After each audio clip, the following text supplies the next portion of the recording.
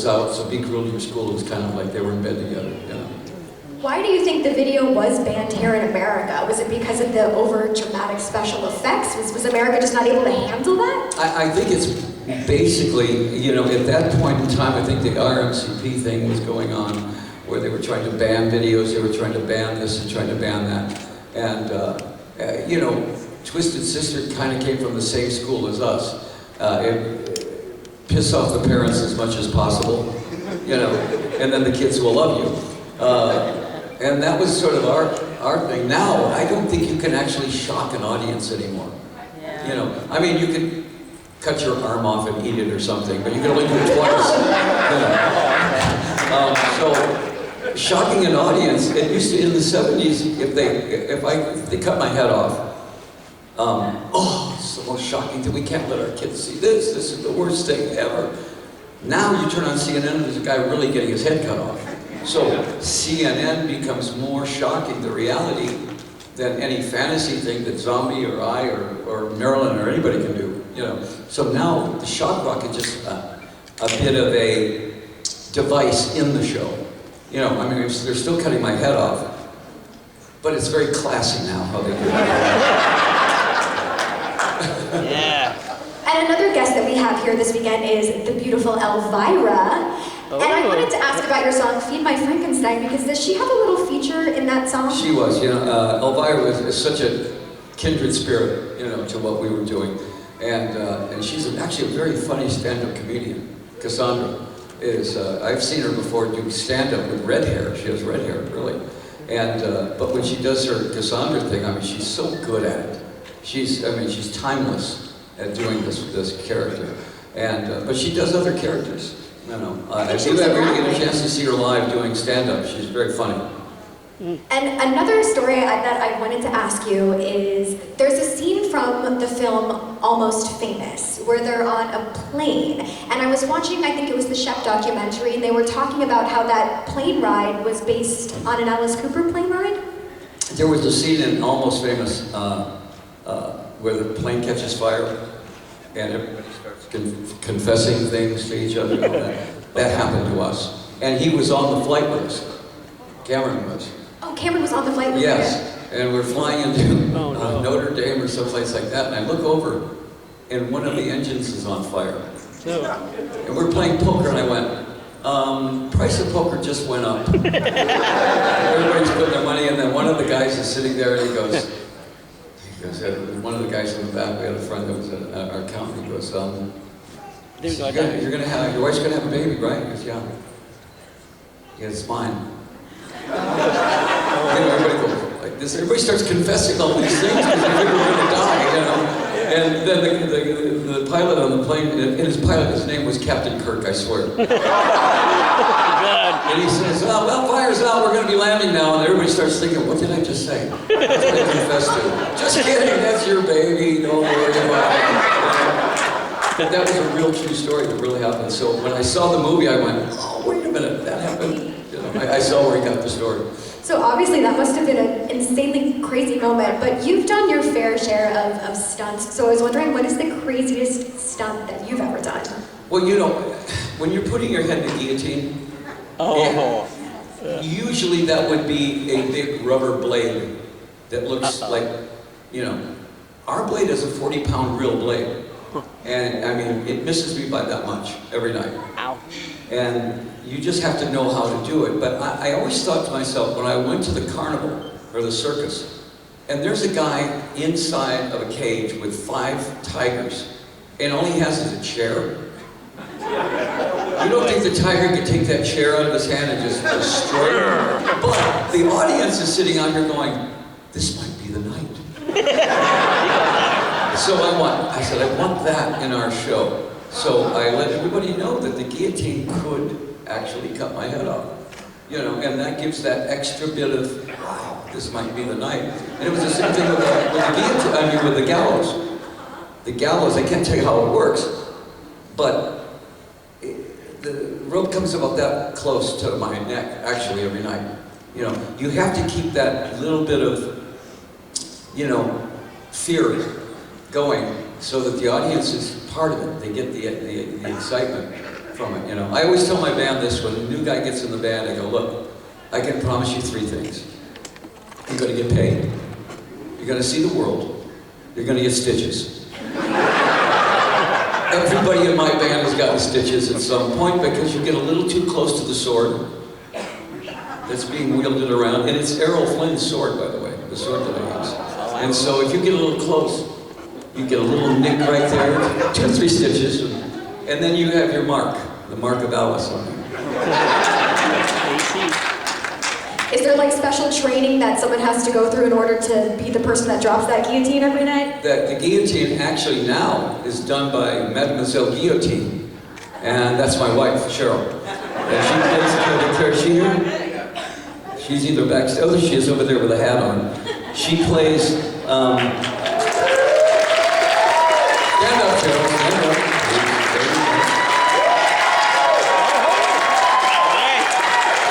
Cheryl plays the dead bride in the show. She plays this incredibly beautiful dead bride.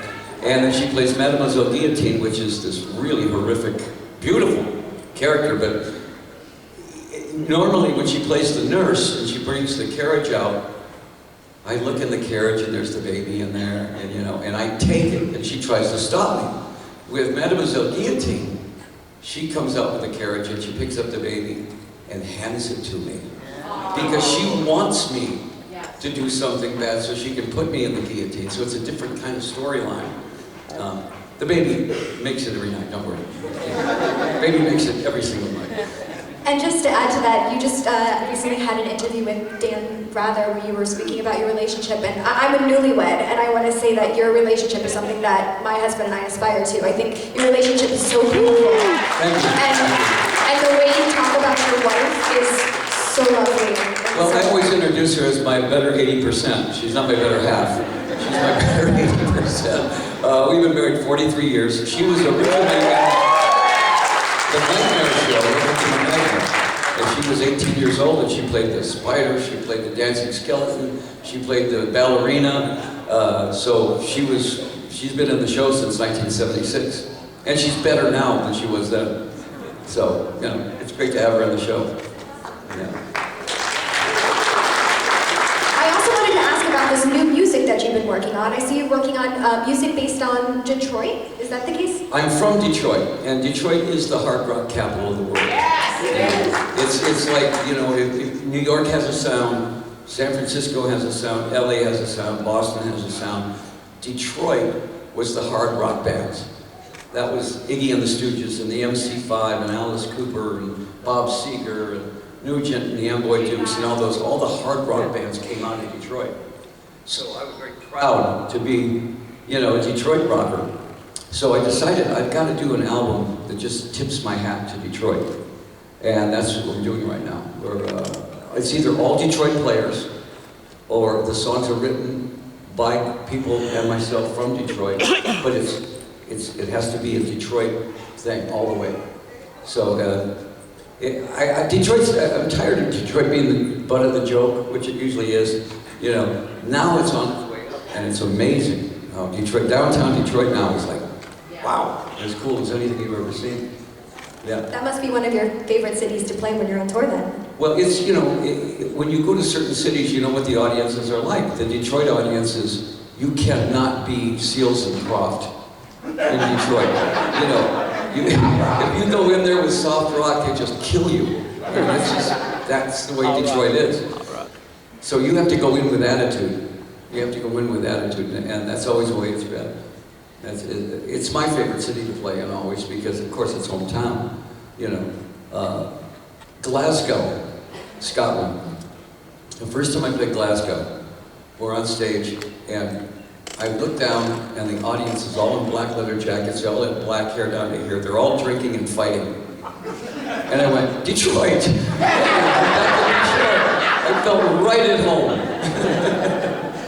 So before we get to questions from the audience, I know you're an avid golfer, and I want to know, like, who would your ideal golf foursome be? Like, would you pick someone from the Hollywood Vampires, like Johnny Depp play golf, or what about Anita? Is she...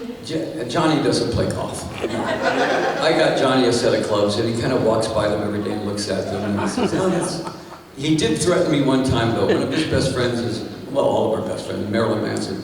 And he says, hey, Marilyn and I are going to go out and hit balls. I went, no, don't. Please don't introduce Marilyn to the game. It's the thing about golf is this. It sounds like an old man's game. When I started playing, started playing 37 years ago. Because I quit drinking 37 years ago, and I had to find an addiction that wasn't going to kill me. Because all my other addictions were killing me. And if you don't know anything about the game, if you hit a great shot, you are addicted. Because you want to hit another great shot the next day. And then if you hit 2 good shots, then you want to hit 3 great shots. Pretty soon, you're there every day, playing every day. And Iggy plays, Lou Reed used to play. All the guys you talk didn't play golf, all play golf. Bob Dylan plays golf. Are they any good though? Are they as good as you? No, they're not. Dweezil Zappa. Dweezil Zappa's a good player. Adrian from No Doubt, the drummer from No Doubt, great player. Vince Gill, great player. There's a lot of guys out there that are kind of closet golfers. You don't really know that they're that good, but there's a few that's pretty good. Yeah. I heard Meatloaf was doing all right at one point with this golf game. No. Okay. Noted. There's a lot of players, but you know, there's a few that are okay. But it's fun to watch Meatloaf play. Oh, I got to tell you a Meatloaf story, okay? Okay, Meatloaf. I can tell you a story about anybody, but Meatloaf in particular, we're out on tour together, and we had opened Cooperstown, which was our restaurant in Phoenix, and it was very successful, doing very well. And Meatloaf says, hey, Alice, he says, I want to open a restaurant. Oh, no. And I went, Meatloaf? great idea. Italian meatloaf, Chinese meatloaf, all these different kinds of meatloaf. Nobody's ever done that. And he was going, I was thinking about a chicken place. Well, meatloaf And chicken? I looked at him and I went, what's your name? Meatloaf. It's Meatloaf. And I went, Chicken. Yeah. Meatloaf chicken. oh! Meatloaf chicken. He says, well, that's why I come to you, because you have such good ideas. So every time I see Meatloaf now, I look at him and I go, what's your name? Meatloaf? What kind of restaurant are we going to open up? Chicken. Meatloaf, that's right. All right, Alice, so if it's all right with you, we're going to take some questions from the audience. We have a microphone that's lined up right over Speak here. loudly, because I'm in a rock band, okay? Just one question per person. And no math. That was his first question, but all right. Oh, he has notes. Okay, speak clearly. Speak nice and clearly. No. I'm going to have to use this as the first one. In regards to your songs, you guys write your own songs. I'd like to know where you get your inspiration. Is there a certain place you do this, or it just comes to you, or do you have help from your wife, your kids, since they're in the music, or just the band members? How does that all come about? It's generally a song title. You know, when I wrote Only Women Bleed, I was writing another song, and the TV was on. And I heard somebody say something, and I went, did he just say Only Women Bleed? And he said, I don't know, but I wrote that down. I said, but that's a great title. And we wrote the song like in 15 or 20 minutes, and it became one of the biggest ballads of that whole decade. And it's like a certain title will write itself. And usually a hit song is written in 15 minutes. If you're spending too much time on a song, you're trying to put a square, dowel into a round hole there. You're trying to force it. A song like School's Out was written in 20 minutes, because you think about School's Out and you go, what does that mean? Well, we were watching a Bowery Boys movie, and Satch takes his hat off, or Muggsy takes his hat off, and he hits his hat, and he goes, School's Out, which meant wise up. And I went, oh, what a great title that is, School's Out, wise up, okay? So it wrote itself, usually even the meter of the song, No More, Mr. Nice Guy, was, I heard that and I went, oh, Mr. Nice Guy. Okay, that fits, it was written right from the title. And I think a lot of songs are just written like that. I don't sit there and go, oh, I want to write something about the philosophy of, no.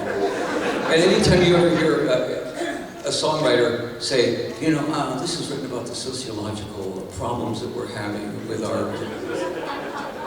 Yeah, right. You know. Some of the guys write songs and then afterwards they analyze them and they go, okay, this song is about, oh, it's about animal cruelty. You know, they don't really write it about that, but it ends up being that because they have to analyze their own song, whatever the song was. So very rarely, I'm sure the Beatles and Dylan and people like that write specifically for a certain thing, but most times it's accidental.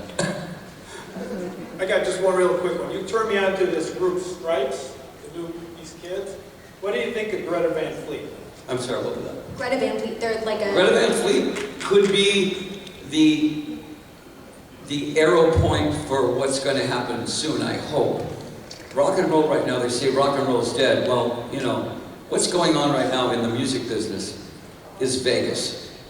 Almost every big show you go to see looks like Vegas, doesn't it? You go to see, you know, some of these girls that are doing these big productions, some of the guys, and it's like Vegas.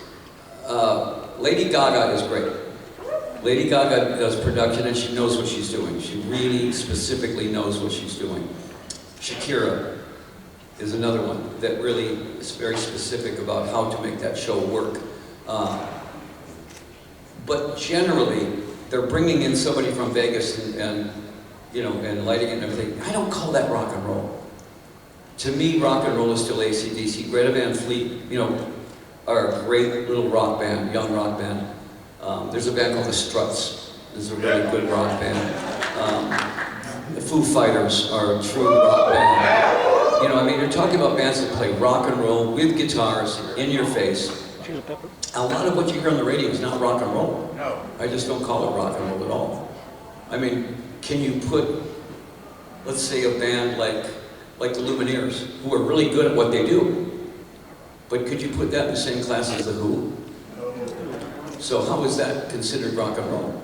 You know, I mean, it's great, but it's just you can't qualify that as rock and roll. Thanks a lot for doing this, Alex. I love your shoes, but... Thank you. Really quick, going back to his first question and you briefly mentioning the Beatles, I know Paul McCartney said he wrote the song Yesterday in a dream. Did you ever write a song and woke up with just lyrics and a song in your head? I have the greatest idea for an invention. It's called the Dream Recorder. Think of how many divorces are going to be involved in this. You can actually record your dream and see it the next day. How many times have you had a dream and you're going, oh, I wish I could remember that dream. Oh, it was so good. And then you turn it on, you actually see the dream, right? That's cool. There'd be, like I said, a lot of divorces in that. But there's been times where I've written songs in the dream and I woke up and I go, I've got to remember this. I've got to remember this. And I wake up and of course it's gone. You know. So anyone that invents the dream recorder, especially for songwriters, it's a great idea. What's your name? Doug Allison. I wanted to ask you about a specific song, one of my favorites, The Ballad of Dwight Fry. And this is the perfect place for that. What inspired that song? Was that actually about Dwight Fry? Yes. Yes. First of all, you're all horror fans. Yeah. You've all seen Frankenstein, the original Frankenstein. You've all seen the original Dracula with Bela Lugosi. Dwight Fry was the guy that played Fritz in Frankenstein, you know, the little hunchback guy, and he played Renfield in the original Dracula. Exactly. That was the scariest part of the movie. The scariest part was Renfield. The scariest part was Fritz. And I said, that guy never gets any credit for being the scariest guy in the movie. I said, who is that guy? We looked it up. His name was Dwight Fry. He was a character actor. And I said, we have to write a song about him and make sure that people know who he was. And that song ended up being one of our biggest songs in the show, because I always did it in a straitjacket. Because how could Dwight Fry not be in a straitjacket? You know. And you're right, it was that. That was a great part. It's a good impression. Y'all are good at these impressions. Thank you. Nothing creepier than him. Hello, sir. My name is Bjorn. One of my favorite movies is the Sgt. Pepper's Lonely Hearts Club Band. Do you have any specific memories from shooting that at all? One of the reasons I was even in that movie, because I wanted to work with George Martin. George Martin was going to do the music, the Beatles producer. And I went and I said, this is going to be my only chance ever to work with George Martin. So yeah, I want to be in this movie. And I looked at who else was in it, Steve Martin, you know, and George Burns and everybody. And I went, yeah, I want to be in that movie. It was a giant turkey, but I got to beat up the Bee Gees. I was a villain, which I always am going to be the villain in the movie. I don't think they're ever going to hire me to untie the girl from the railroad track. But I got to play this really bad religious character named Father Son. And they give me a song that's the Beatles' prettiest song, Because, right? And so I did the song with George Martin in the studio. The Bee Gees did all the background vocals and all this. And I did it like John Lennon. And he says, okay, that's great, no, that's wonderful, but how would Alice do this song? I went, it's a different thing, you know. And after I got done doing it, he played it for John, and John says, Alice is the only one that can take our prettiest song and turn it into a threat. So it was really fun to do that movie. And it should have been a bigger movie, you know, but it just, it was handled. I don't think anybody, if you're going to do Sgt. Pepper, you want the Beatles in the movie. And they were not going to be in the movie, so, you know, it was a nice try. All right, see you tomorrow on Fort Myers. I'm short. It's an honor to have you here, definitely. So my question to you is, I run fan sites for Josh Gates, and you were recently on an episode of Expedition Unknown where you approached him on the streets and you're like, I'm such a big fan. What is it about his shows that you like, and if you were invited to record an episode with him, would you do it? So what show was it? Oh, Expedition Unknown, Josh. Yeah. Josh never quite catches what he's looking for, does he? He recently found one of the keys for The Secret, actually, that got on film.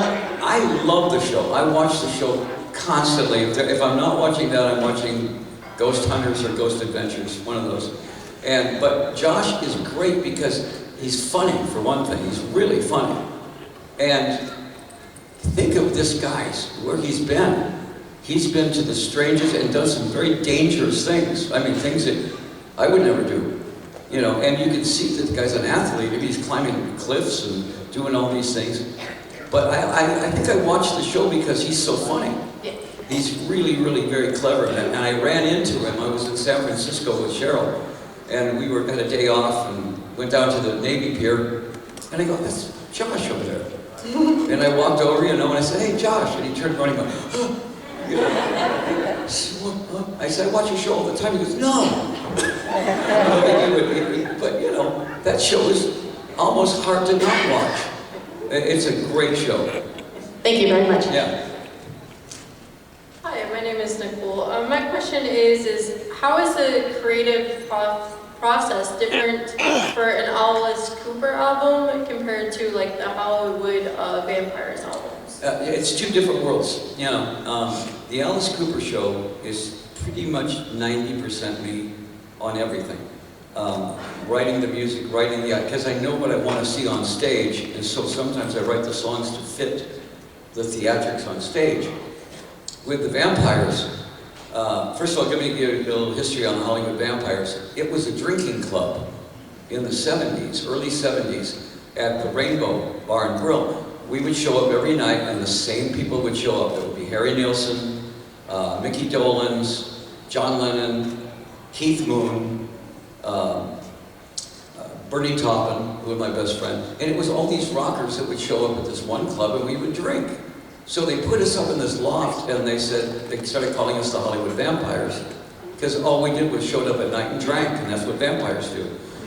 So pretty much it was now became, we would get up there and sit there every night waiting to see what Keith Moon was going to wear. Now first to tell you, Keith Moon was certifiably insane. He was the best drummer in the world. But I could tell you like a day with Keith Moon would be like your whole lifetime of insanity. And that would be a Tuesday for him. So anyways, we would sit there, and all of a sudden the door would open up, and there's the Queen of England. Hello, everyone.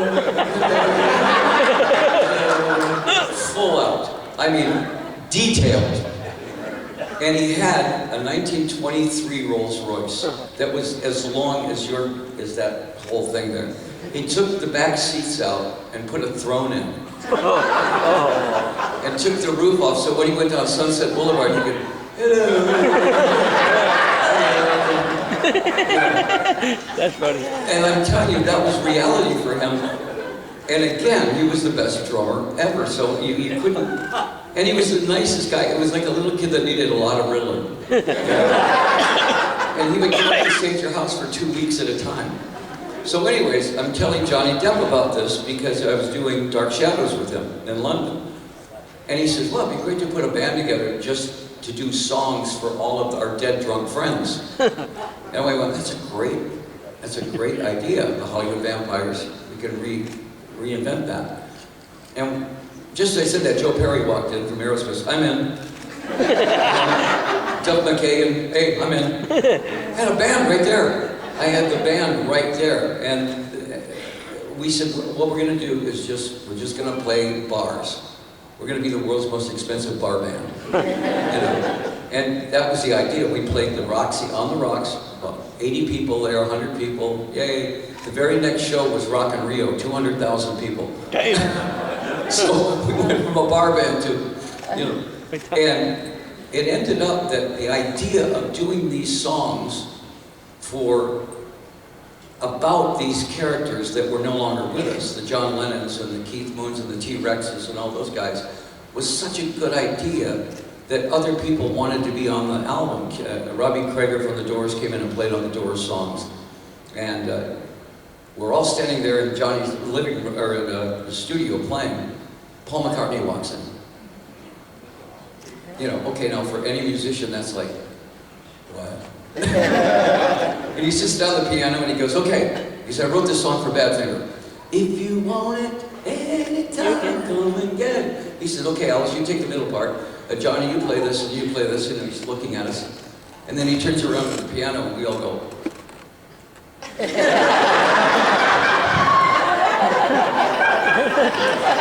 turns around, we're back to, But I mean, you have no idea. To be in the studio with Paul McCartney, he wasn't just a Beatle, he was the Beatle. He was the music of the Beatles. John Lennon, of course, same thing, But I mean, Paul McCartney was the guy, nicest guy in the world, and he's now a vampire, But when I play with them, I'm just the lead singer in that band. I don't play Alice Cooper. I'm just the lead singer, so I talk to the audience all night. I tell them stories about Jim Morrison, about Jimi Hendrix and all the guys. When I play Alice, I never talk to the audience because I don't want Alice to be human at all. I want Alice to be a character that's more of a phantom. And he kind of looks down at the audience in disdain. He's kind of like, oh. Alan Rickman kind of condescending. And I think the audience doesn't want him to be human. So I play Alice that way. I play Alice in the other show totally different. That's a long answer, but it was a good question. Yeah, thank you. Awesome.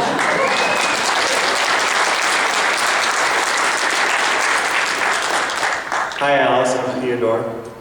Since you're such a big horror movie fan, I'd like to know what are your least favorite horror movies? Least favorite horror movie? Oh, there's so many. Let's start with my favorite one, and you guys might not agree with this, but if you think about it, Salem's Lot. The original Salem's Lot with David Soul and James Mason. There are about 5 or 6 scenes in that movie that are as good as anything I've ever seen. When they're floating and scratching on the windows. And teacher. The guy in the rocking chair, you just looks up and you just see his white eyes. Holy crap. And then the first time you see Barlow, the whole movie, all they talk about, oh, Mr. Barlow would love that. And then you don't think you're ever going to see Mr. Barlow. And then he shows up, the entire screen. And my daughter was 4 years old. He goes, shh, like this. And she ran into the wall. Calico. She ran into the wall and she went, because it really was breathtaking. So that is my favorite horror movie. Because it had every element of things that was really, really well done and scary. And the music was great in it. My least favorite horror movie, I guess there are some movies that don't qualify as horror movies, that they call horror movies. You know, I really like the really stupid ones. You know, I like, you know, Terror at Blood Fart Lake. You know, that's What? you know, that's right there, up there with Gone with the Wind. Because you look at this and think of it, when you put one of these movies on or you see one of these movies, it's so bad that you're going, What the? that's 100 times more entertaining than seeing a movie that's really well done. You know? So I can go see something like The Exorcist, which is excellent, which is one of the greatest movies of all time. Yes. Because it does not speak to your mentality, it speaks to your soul. And that's what scares us, is that it could happen. Anything that could happen is scarier than something that can't happen. So The Exorcist could happen. Aliens could happen. So those are the scarier movies. It's fun to watch Freddy Krueger. You know, because he's a stand-up comedian. You know, every time he does something, he has a great line that comes out. Jason and Michael Myers have absolutely no emotion about what they do, but they're the boogeyman. The Exorcist is something we have to worry about because it has happened and it could happen again. So that's what makes that movie scary. I can't figure out what my least scary movie is. I can't really think of what that would be. Any recommendations? Trauma's whole catalog, maybe? What? Trauma? Oh, Trauma? No, really? Oh, he's dogging on Lloyd Kaufman. All right. Killer Shrews was, when I was a kid, Killer Shrews was a scary movie. Because these shrews were like that big and they were like gnawing at you. And the other one that scared me when I was a little kid was Carnival of Souls. Oh yeah. Because there was that one scene when she's dancing in the ballroom with the dead people. Oh no. That really stayed with me. You know, that movie stayed with me. That was a good question, though. Thank you. Thank you. Hi, I'm Wesley. I'd just like to say before I get on with it, Killer Donuts. Good suggestion. Killer Donuts. What's that? Killer Donuts. I was just going to mention Killer Donuts. I really was. We're on the same level. Killer Donuts was good, and the sushi, Killer Sushi, was another one. Delicious. Those are the movies that really are fun to watch. You know, because they're just, how did that get greenlit? Who said, oh yeah, we got to make that? CGI. I thought that movie was really fun because it actually, you have to have actors, and there has to be a plot. Like, you know someone did all those lines. They were like, okay, I'm doing this. This is for money. I'm doing it. How do you get up in the morning and go, yeah, well, I got a tough day today on this Killer Donuts movie. You know, that happens when it's a hard movie with a lot of dialogue. I just saw Terminator last night, by the way. It's really How was good. it? It's really good. Really good. What's your favorite movie of the year? Joker, right? Yeah. Unbelievable. That movie is so well done. I mean, and you don't even think of Batman. You think of Taxi Driver. It's much more, you know, it's much more Taxi Driver than it is Batman. But if he doesn't win the Academy Award, something's wrong. But, so you're kind of like a household thing for us because, you know, every end of school we play School's Out. My mom comes blasting it up to the line. Amazing. It's the national anthem. I'm in the Francis Scott Key.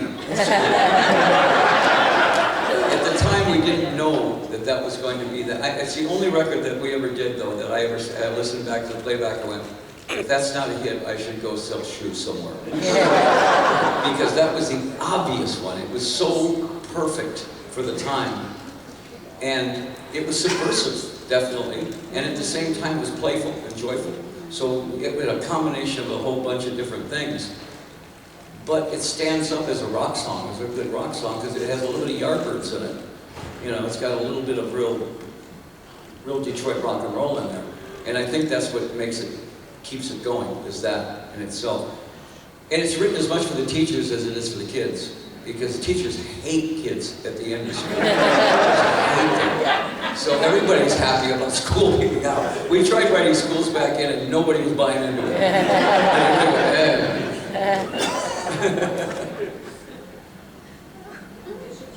Miss Graham Jacob! Oh my God, that's your school teacher. Actual teacher right here. We do great for the song down the hall. But my question is, you did Halloween Horror Nights a few years back. You made a house. Like, did you get a lot of freedom? What's like one of the favorite parts of it? And would you do it again? I'm sorry. Oh, that was so much fun. That guy, you know what the guy did with that? He was a pretty freaky guy. And it was the #1 attraction at Universal. Because what he did was, he didn't just take a title. He took a lyric somewhere deep in a song that was a really dark song, and took that little one line and built the room around that. You know? And so when I first walked through it, I went, what is this room? Because I couldn't figure out what song it was from, and he would tell me the line from the song. That was actually the #1 attraction at Universal that whole year. I'd love to do that again.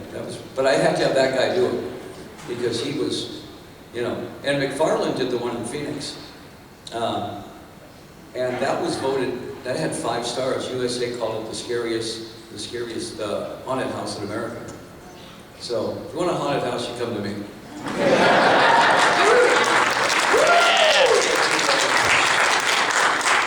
All right. I know what scares you. This, unfortunately, has to be the last question because we got to get you to your photo op. So, I guess it had to fall on somebody. My name's Kyle. My question for you is, how did the 3D printing of your brain with Salvador Dali come to exist? The Dali story could go on for an hour, but I'm going to tell you the highlights, okay? First of all, my hero was Salvador Dali. I was an art major in school. Before the Beatles, all this, Dali was the guy. And about 1970, I guess it was 71 or 2 or 3, something like that, we get a call that he is going to do a moving hologram. And we all know, what's a hologram? Because nobody ever knew what that even was. And it's going to be, whatever this thing is in the middle of the hologram is going to move, where you can go around it, and it's gonna, usually holograms are static, they're just one thing. So he was going to do it, and he says, he wants you to do it. I said, what do you want me to do? He said, just be the character in the middle. And I went, oh, yeah, of course, I want to work with Dali. So we're sitting at the St. Moritz Hotel in New York, and I'd never met him. First, these 7 nymphs come in, all in chiffon, you know, like a parade, and I'm going, oh, okay.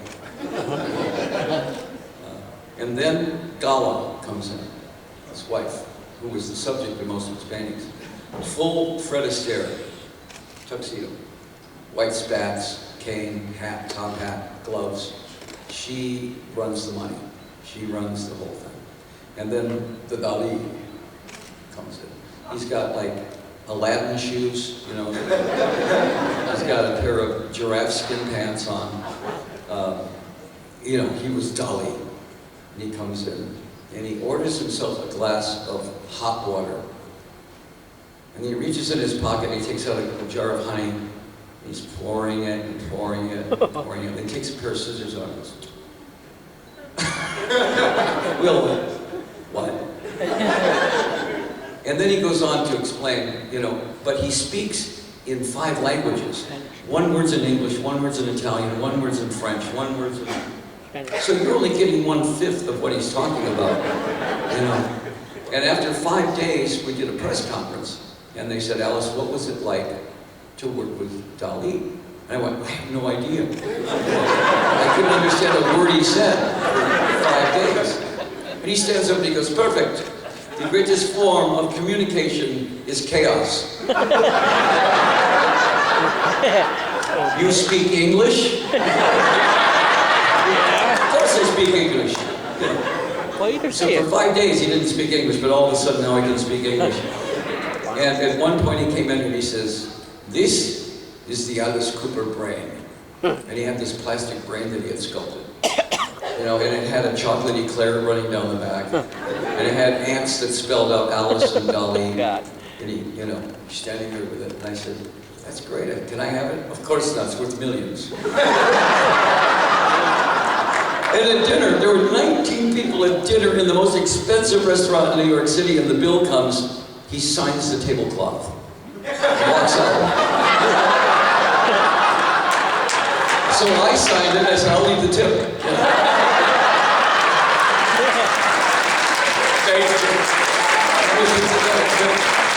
Amazing.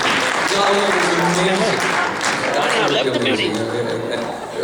One of the great experiences of my life was working with Dolly and being associated with him was amazing. Yeah. Do we have time for one more question?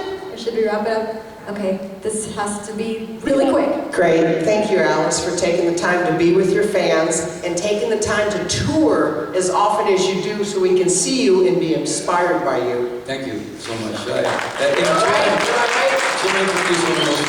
With that being said, we know that every good man has a good woman behind him. Please tell us a little bit about Cheryl and what she has meant to your career and your life, because she is so overlooked and we truly appreciate her. She is becoming, at some point you're going to be seeing her at Comic-Cons having her own desk, because she's got about 6 or 7 characters now that are real characters. You have to remember now, she was with Joffrey Ballet. She was like primo ballerina. She still teaches jazz. She knows everything about the game, the dance thing. And she's, like I said, she's better now than she was then. Yeah. Yes. I can't imagine touring anymore. You know, if I were going to go out on tour now, I wouldn't ever think about going out on tour without her. But our kids are married now. Yes. And they have their own kids, so now she's back in the show. Yes. Calico was in the show for about 10 years. Our daughter, and she played all of Cheryl's parts. So when Cheryl finally got back in the show, it brought it up into another level. Yes. You know? Cheryl and I, both of our fathers are pastors. Her father's a Baptist pastor. My dad was a Protestant, he passed away. My grandfather was an evangelist. So I was the prodigal son. Yes. I was basically the prodigal son. I went out as far as I could, did everything I could possibly do, you know, almost died at 27 like all of my other friends, and then came back. And I came back to the church. I came back Christian. But I really rail against the devil has all the good music. I think God has really all the good music, you know. And there's nothing that says, as a Christian, I can't be a rock singer. First of all, I don't call myself a Christian rock singer. I mean, a rock singer that's a Christian. Sure. I consider a Christian that's a rock singer. It's 2 different things, and it all boils down to your lifestyle. Yes. I mean, my stage show is just fun for everybody, hopefully. Sure. There's nothing satanic about it. It's just fun. But my lifestyle is a whole different thing. You know, like I said, all of our kids never got in trouble for drugs or anything like that. And if you knew my kids, you'd say they're in total insanity. Calico is the lead singer for, you know, Bisto Blanco. Yes. Dash has his own band. Yeah. And That's right. Sonora is a makeup artist. And if you saw them, you'd go, these kids are insane. Yeah. But they've never been in trouble. You know, and that was the important thing, and they've never been disrespectful. Yes. They've always, you know, really, they said, we would rather you beat us with a 9-iron than ever say you're disappointed in us. Yes. And I've never been disappointed in them. You know. Great. So they're great kids, and we lead that life. You know, we lead a Christian life, but I mean, I know a lot of very insane Christians. And God said that we would be an intriguing people, you know, and we are, I think. But if you think Christianity is sitting around reading the Bible all day and being on your knees, that's not what it is. It's a one-on-one relationship with Jesus. So. And that's why we appreciate the both of you. So thank you what you do for us, Alex. Thank you. I'm sure Jesus has a sense of humor. I wouldn't be here. Well, on that note, ladies and gentlemen, let's get a big round of applause